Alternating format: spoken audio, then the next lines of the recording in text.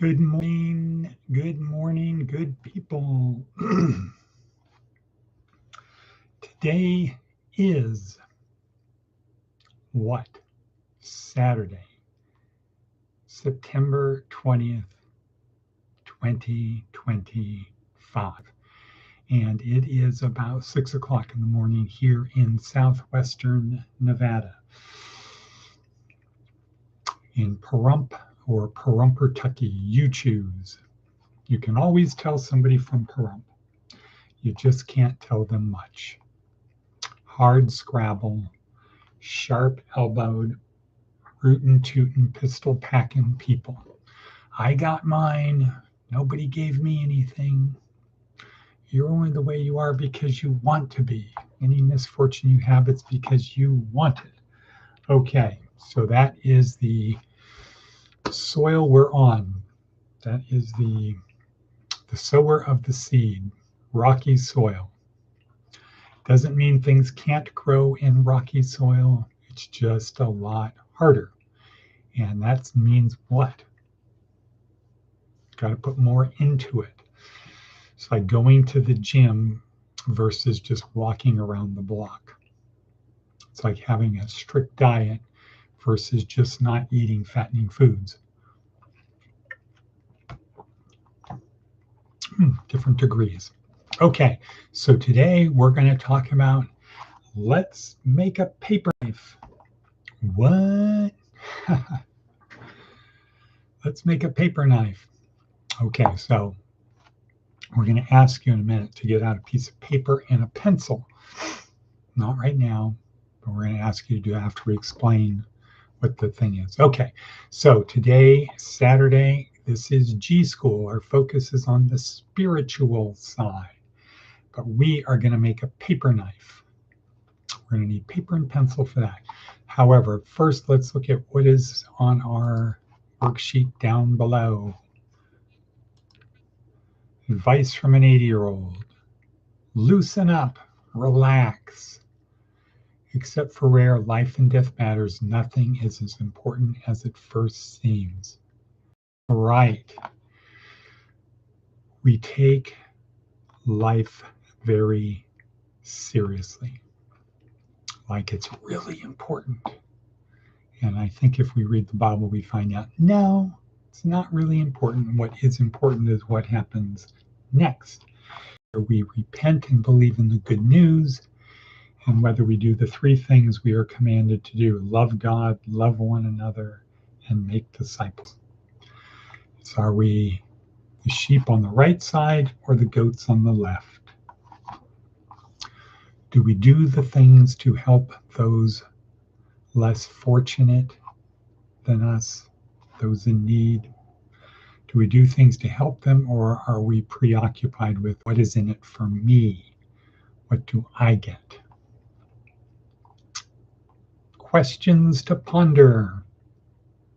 Okay, so as always, G.school is designed for our students and interested people. It's not for those who are saved. So if you are saved, if you are saved, then this is not for you. However, you are invited, especially if you approach it as a child, where you're open to learn new things. But if you're already saved, power to the people. Power to the people. If you're already saved. If you're not saved, this is for you. If you're trying to figure it out, this is for you. And again, we're going to make a paper knife. But before we do that, let's look at some of the other experts here on our thing. We did our advice from an 80-year-old. Jill Bolte Taylor, Stroke of Insight. We'll talk about that. Seth Godin. What does Seth Godin have to say? Seth Godin, you're not worthy. The unimaginable and the unspeakable. It's not just for horror, terror, and doom. These are worth preventing. It turns out that the hard work of innovation or the creation of revolution involves imagining what others consider unimaginable and speaking up with the unspeakable. I was with some people yesterday who happened to call the county commissioner. Before the call was made, I said to myself, this is going to be a big waste of time. And sure enough, I was right, because instead of trying to solve a problem, the commissioner basically said there's nothing we can do about it. And it's like thinking in my mind, I put 32 seconds into thinking about it. I can already think of 3 things that could possibly be done. But to give up before even thinking about it, yeah. The hard work of innovation and creation, revolution, involves imagining what others consider unimaginable. So for this commissioner, it was unimaginable that there was a way to help this person. Sometimes we work to avoid the things that scare us. Yeah, like this county commissioner. We can't imagine something better if we're not able to speak of it. Let me say that one more time. One more time. Great. Great news. I had to place one of our members on a psych hold at DVH and finally getting home. We needed this news of encouragement. Great. Great! Exclamation point. Okay. We can't imagine something better if we're not able to speak of it.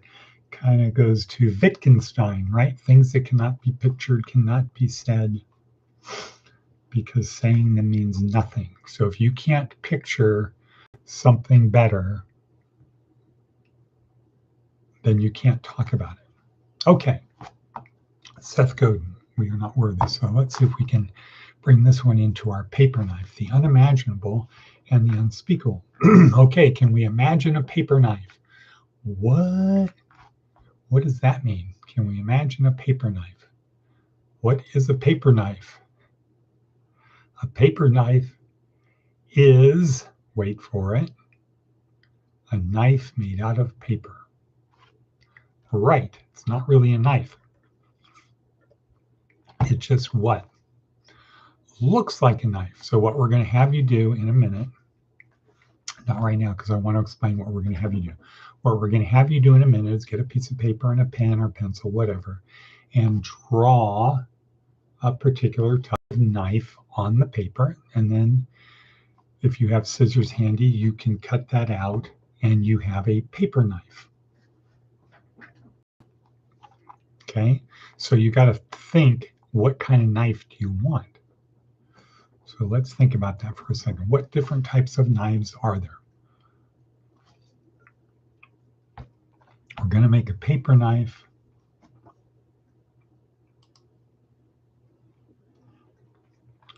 Who's going to make a paper knife? Okay, so Matticus von Atticus is there. What type of knife would you draw on your paper, Matt, before we make it and cut it out? Picture the paper knife. Picture the paper knife. What would the knife look like? Would it be like a steak knife, carving knife, Bowie knife, stiletto, switchblade, butcher knife, K-bar, a gladius? Okay, so that's kind of a big knife-ish, sword-ish type of knife. Okay, so we picture the knife, think of the blade, think of how you would draw the knife. And then in your mind, see the knife that you're going to draw. All right, you got it? Got the knife? Are you going to color in the handle? Maybe put a little serration in the blade, or kukri. Okay, good. So you can do that, and you could figure out how you would draw paper, how big you would make it on the paper. You know, would you have it scale model? Would you have it large, like let's say it was a little pocket knife? would you make it? So it was like a large pocket knife, or if it was a gladius, of course, you'd have to make it small because you can't fit a gladius on an 11-inch piece of paper, right? So, and, you color in the handle. What do you do for your paper? Because when you cut it out, you're going to have a what? A paper knife. Okay, so guess what? We're not going to actually get the piece of paper and pencil out. We're not actually going to make the knife. However, in your brain, if we had drawn it out, or before we drew it out, you would have the essence of the paper knife. Once you drew it on the paper and cut it out, you'd have the existence of the paper knife. Before you drew it on the paper, but you knew what you were going to draw, is the essence of the paper knife.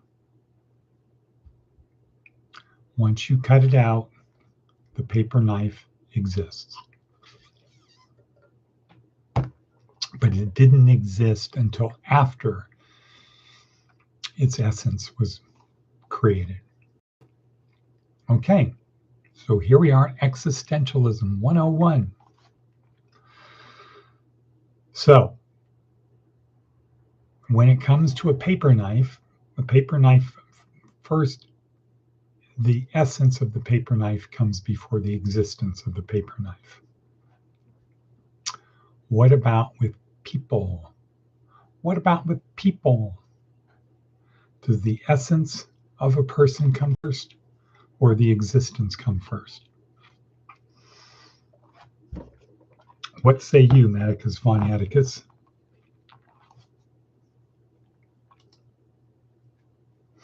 Is the essence of the person come before the existence?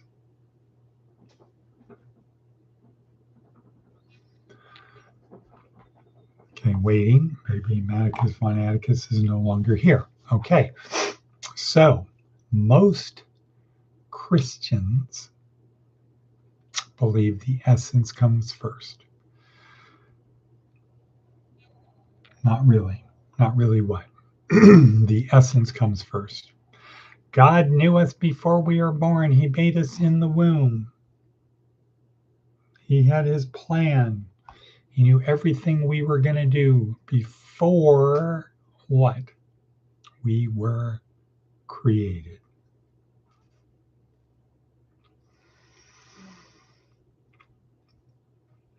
Before we were created. For most people, essence precedes existence. That God knows. Our essence was before we existed. God knew everything about us before we existed. Just like the paper knife. We're just like a paper knife. God had a plan, planned it out in his brain. He drew the person. He had everything planned out, and we are just a more sophisticated paper knife. Our essence preceded our existence. Aha. Okay. And along comes people that we call existentialists that said, no. What if it's kind of like the sun and the earth? What if the sun doesn't go around the earth? What if our essence does not precede our existence? What if our existence precedes our essence? And they would point out, because otherwise you really can't have free will if your essence precedes your existence. If your existence precedes your essence, now you can have free will because you make yourself. And so these people, existentialists, would say we are unique and that our existence, our essence precedes our existence. First we're born, then we become. You take a baby from somewhere in the world, you bring them somewhere else in the world, and you raise them in that other place. They're a very different person than if they had been where they were born, under the circumstances they were born.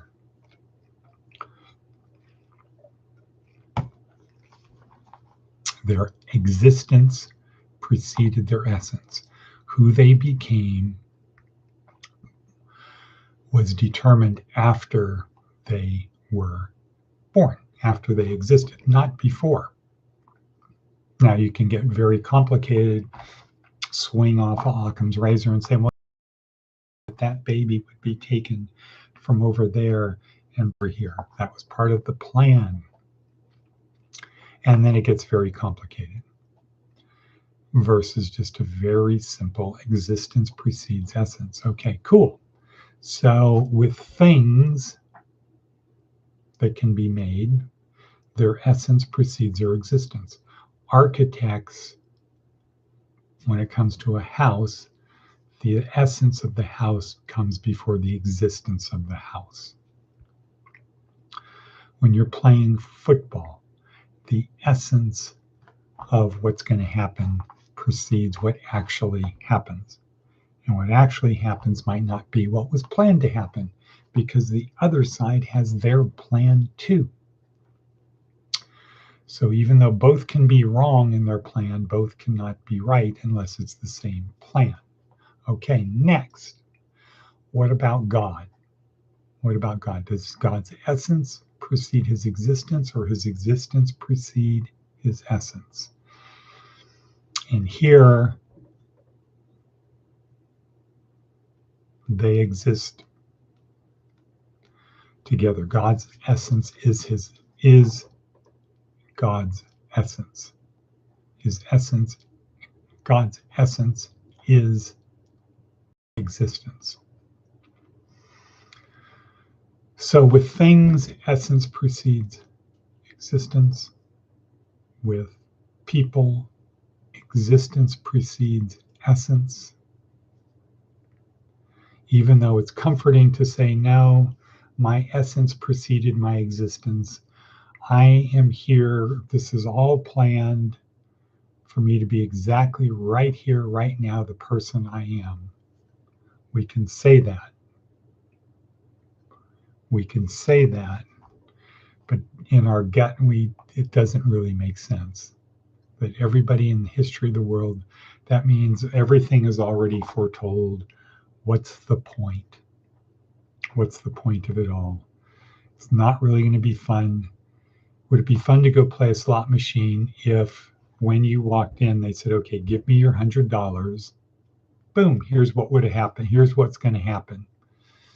Here's a piece of paper. Lose, lose, lose. Oh, you won. You're going to win one. You're going to lose. Here's what's going to happen. Are you going to feel good about it? No.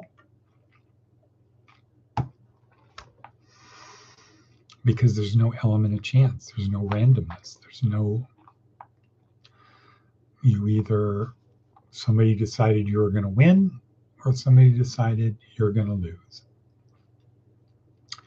Not much point in playing a game where the outcome is decided before the game starts. And to say, well, yeah, but the players don't know. What kind of a cruel, sick person would have a game where the game is already, the outcome is already known, except to the people playing the game? And for the people watching, the only enjoyment they would get is the joke of the people in the game thinking that it wasn't already determined what was going to happen. I don't think that's the kind of God anybody would choose to worship. All right. Anyway, that's it. Kind of a heavy one today. This is a big topic, existentialism. Does our essence precede our existence, or our existence precede our essence? Did God make us because he had a plan and he just wanted us to do what he wanted to do? Or perhaps God said, I'm spirit, you are baryonic. I'm going to create you, and I'm going to hyper-vicariously experience existence through you.